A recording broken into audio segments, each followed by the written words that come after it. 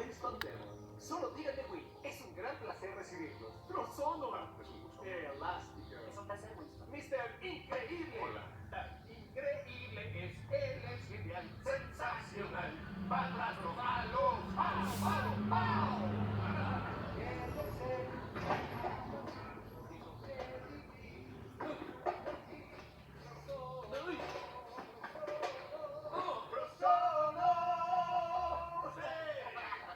Esta sí que es un excelente día.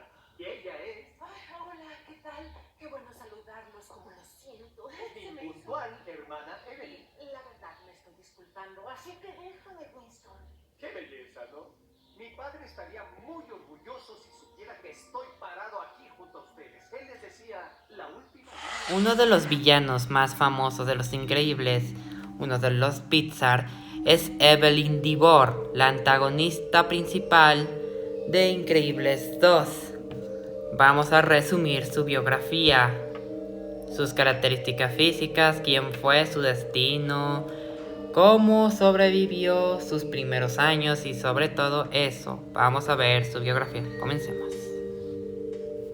Evelyn Divor es la principal antagonista de Los Increíbles 2. Es una mente brillante original, fue interpretada por la actriz Katherine Keener.